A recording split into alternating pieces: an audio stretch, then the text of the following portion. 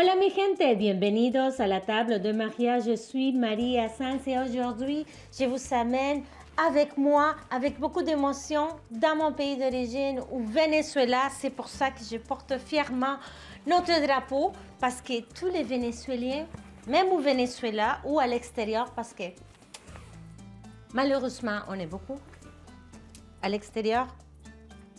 Je suis un peu émotionnelle parce que voilà, c'est mon drapeau. Et aujourd'hui, c'est ça, je vous amène chez nous. On va commencer avec le cocktail par excellence au Venezuela. C'est pas un cocktail nécessairement vénézuélien, mais c'est le Cuba Libre qu'on en prend tout le temps, mais il y a des différences. Nous, on ne l'appelle pas Roman Coke, on l'appelle Cuba Libre. Donc, on va le faire avec notre Diplomatico. Donc, lui, c'est une version différente que celle que j'utilise normalement ici à l'émission.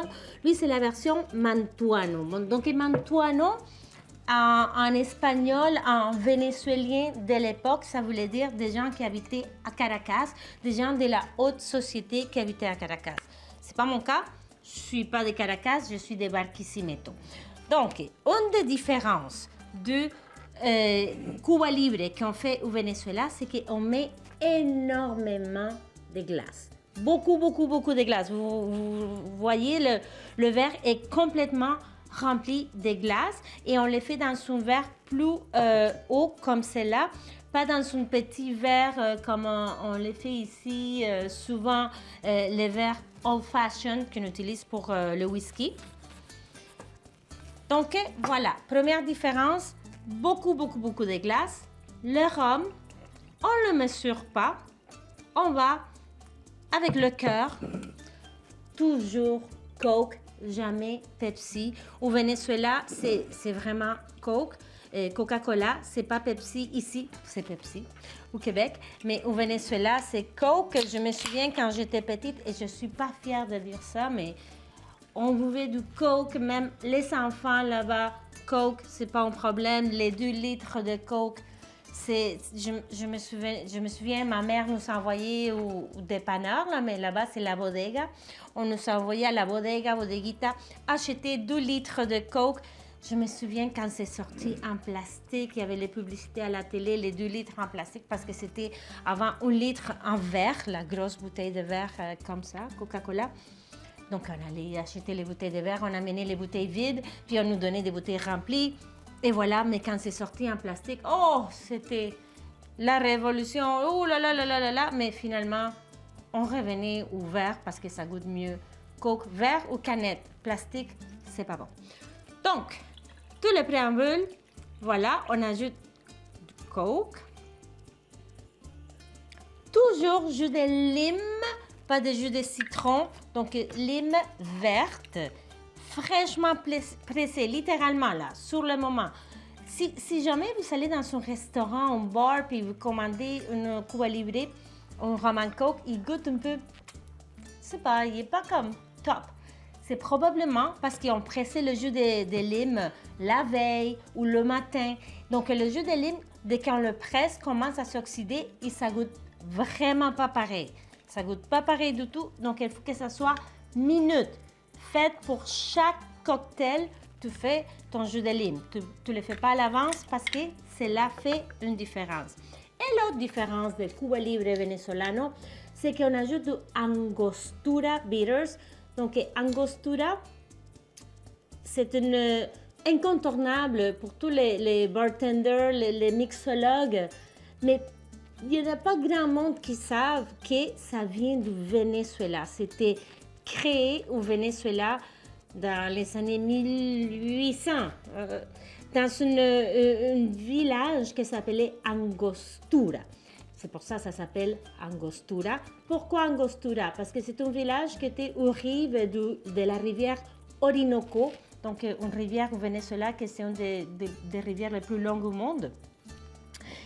Et la ville s'appelait Angostura, maintenant ça s'appelle Ciudad Bolívar. Donc Bolívar, notre héros national de l'Amérique latine en fait, parce qu'il a libéré l'Amérique latine des Espagnols.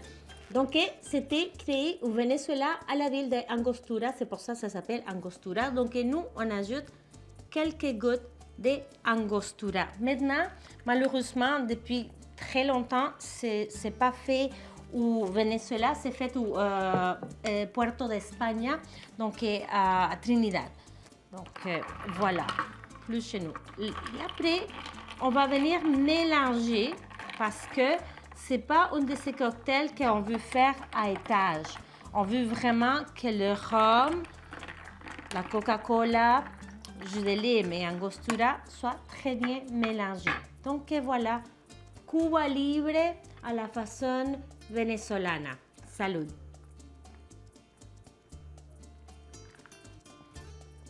Non.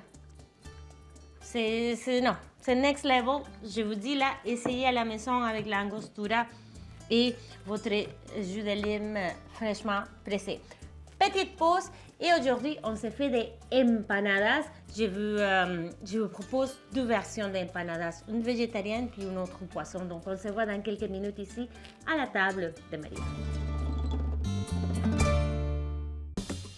Donc, qu'est-ce que je vous montre aujourd'hui de notre magnifique gastronomie vénézuélienne? C'est des empanadas. J'en ai déjà fait par le passé, ça fait plusieurs saisons de la table de Maria.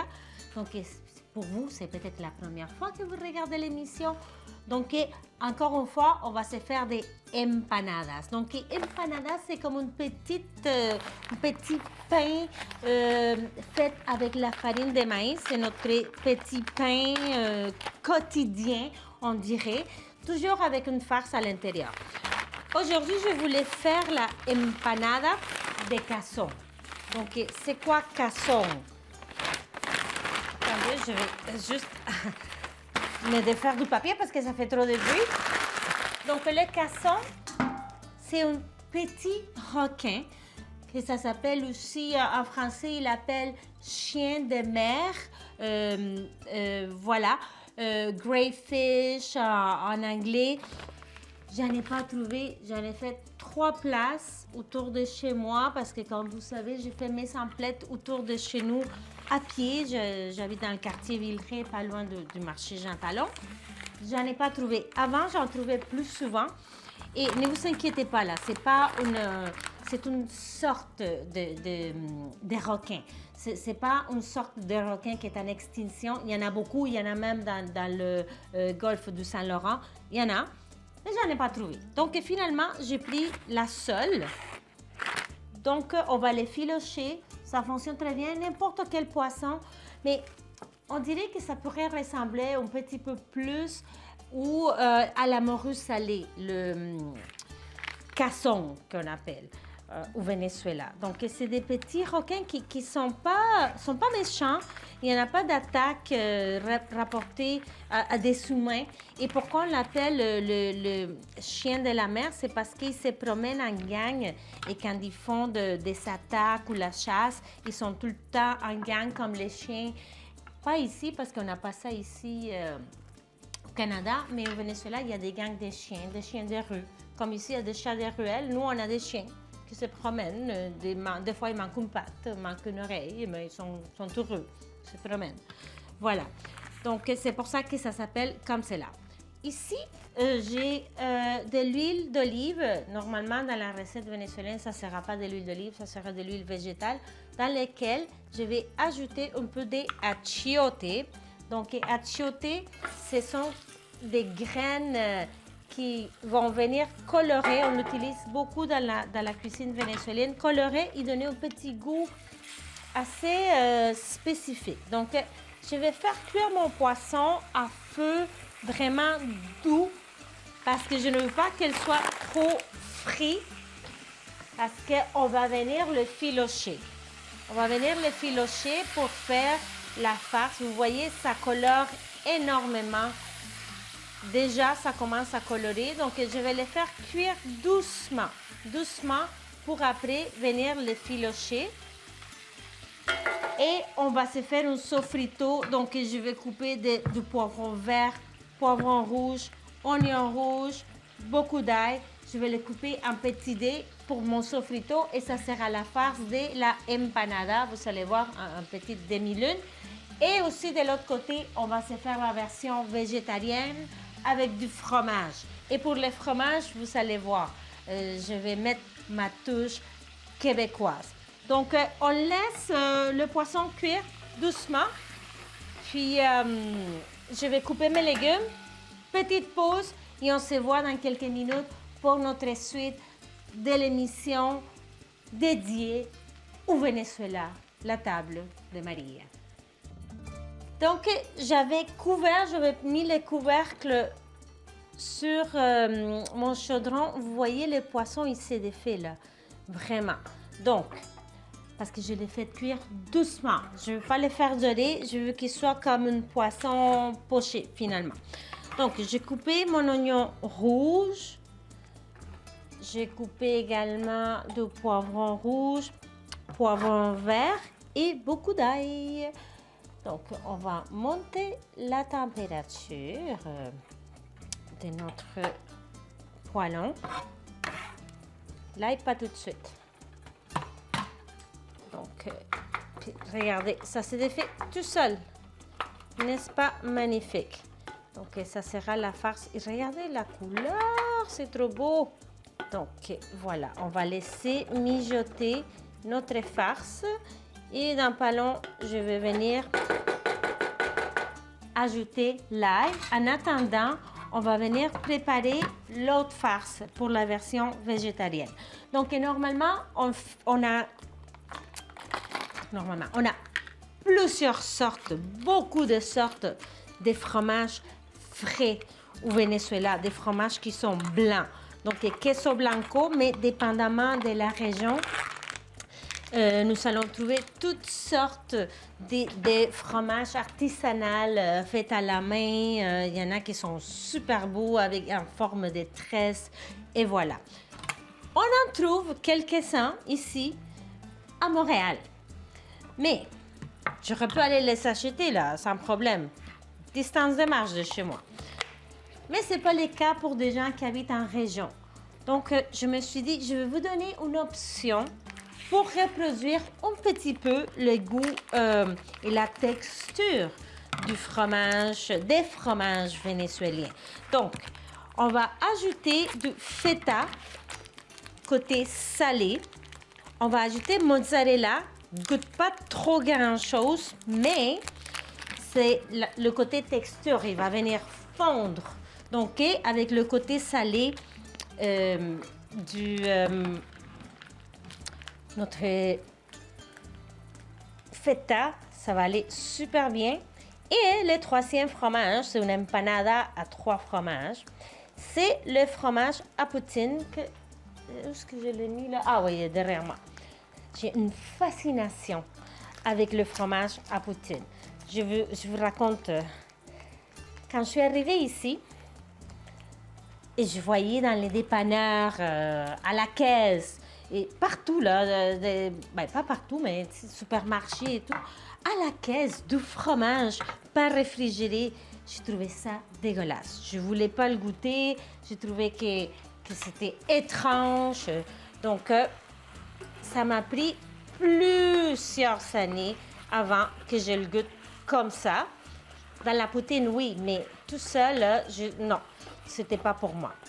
Puis, une fois, mes enfants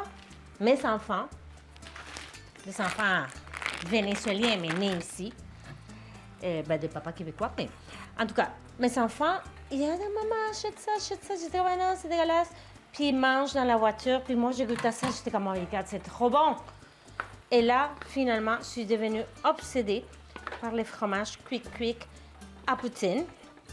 Donc maintenant, je l'utilise dans beaucoup de recettes parce que pour moi, c'est impensable qu'on l'utilise juste pour faire la poutine. Donc, je l'ai déjà mis dans la soupe à l'oignon, dans le pâté chinois, dans plein de choses. Et maintenant, dans les empanadas, je trouve que c'est parfait. Le goût, la texture, tout est parfait.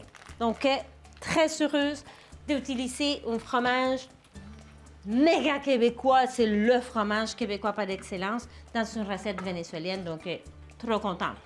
Alors, donc, je vais mélanger mozzarella, du feta et le fromage quick à poutine.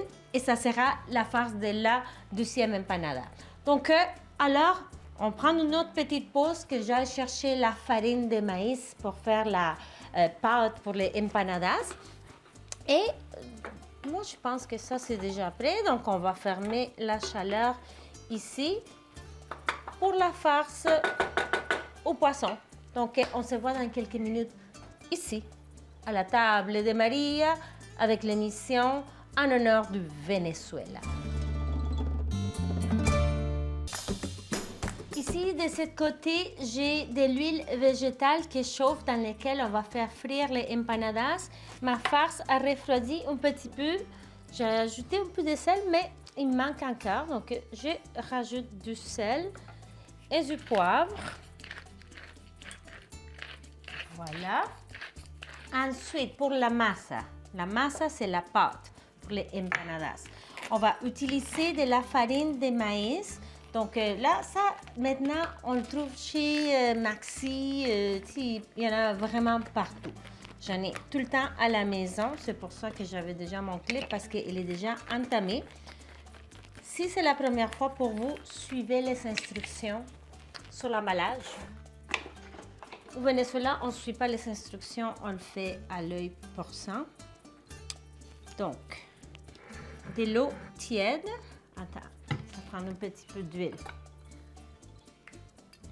Moi, je mets de l'huile d'olive, mais c'est de l'huile végétale. Donc, de l'huile, du sel que j'en ai mis. Je vais mettre encore de l'eau tiède. Donc, on va venir jouer avec jusqu'au moment qu'on va obtenir la texture qu'on recherche. Donc, quelle est la texture? C'est un petit peu comme la plasticine. On veut quelque chose qu'on peut former en petites balles, puis après venir faire les demi-lunes. Donc, comme vous voyez, je vais petit à petit. Mais si vous préférez mesurer, mais ça dépend. Si c'est humide chez vous, s'il fait chaud, s'il fait pas chaud. Donc, parfois, ça va prendre plus d'eau, moins d'eau. Et voilà. Donc, je pense qu'il me manque encore juste un petit peu d'eau. Mais la bonne nouvelle, c'est que si il vous manque de farine, vous mettez plus de farine. Si vous manque d'eau, vous mettez plus d'eau. Aussi, ça pourrait être le fun, au lieu d'utiliser de l'eau, mettre du bouillon. Donc, ça va venir donner encore plus de goût. Donc là, vous voyez, c'est la texture parfaite. Donc, ça, c'est pas nécessaire, mais c'est le fun de l'avoir. Avec ça, je vais fermer ici parce que ça commence à sentir l'huile. Ça, c'est pour faire des tortillas, mais on peut l'utiliser aussi pour faire des empanadas. Là, j'ai coupé un petit sac Ziploc. Donc, aussi pour les empanadas, il n'y a pas de grosseur prédéterminée. Vous pouvez les faire plus grosses, moins grosses, c'est plus petite, moins petite. L'important, c'est que ça soit des demi-lunes. Donc, ça, vous pouvez le faire à la main. Pas besoin d'avoir la petite presse. Donc, qu'est-ce qu'on fait? On met la farce au milieu. Voilà, donc elle, c'est le poisson. On va venir le plier, tout simplement. Et ensuite, moi, j'ai des emporte-pièces. Là, je veux les utiliser parce que je me sens fancy. Mais, vous pouvez utiliser une tasse à café, une bol, peu importe. Plus petit, plus gros. Et voilà. C'est ça que ça donne, des demi-lunes. Donc, elle, peut-être je l'ai coupée trop proche, mais là, tiens, je vais la raffermer comme ça. Puis, on va les faire frire dans l'huile. Donc, voilà, je vais continuer à faire la même chose avec le poisson, puis avec le fromage. On les fait frire, puis voilà. Donc, on se voit dans quelques minutes ici à la table de Maria pour la dégustation de las empanadas venezolanas. Et voilà mes empanadas, donc fromage et poisson. Ça prend toujours une petite sauce pour accompagner les empanadas, comme on dirait dans ma ville une salsita, parce que nous on appelle tout petit. En parlant de ma ville, je ne sais pas si vous avez remarqué, mais ici j'ai la Vierge de notre ville, c'est la Divina Pastora, donc c'est la bergère divine, donc on la voit avec ses petits moutons, donc c'est la Vierge protectrice de ma ville. Et nous avons une tradition ici à la maison. Mes enfants, ils les portent. C'est pas moi qui ai demandé, mais eux, ils ont pris ça comme faut porter notre Vierge protectrice. Donc, elle a des petites médailles en or ou whatever. Moi, c'est comme ça. C'est un cadeau que ma soeur m'a fait.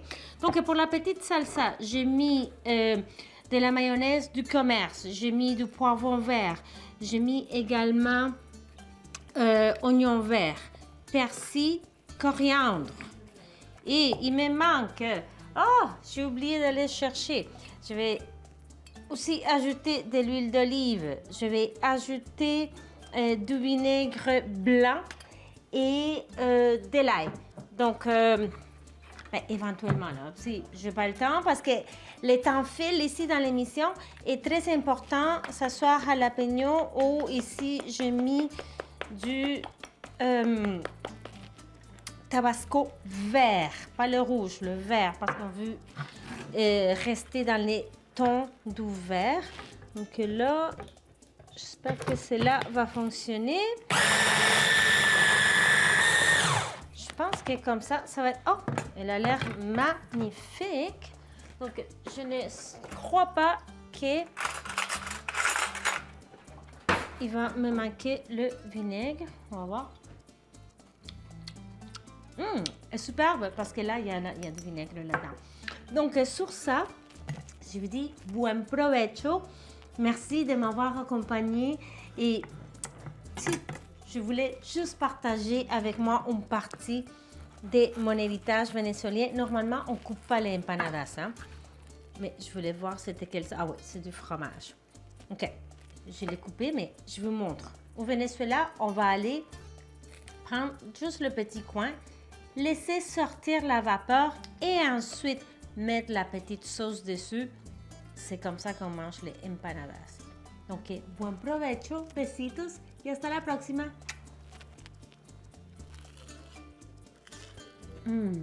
C'est chaud.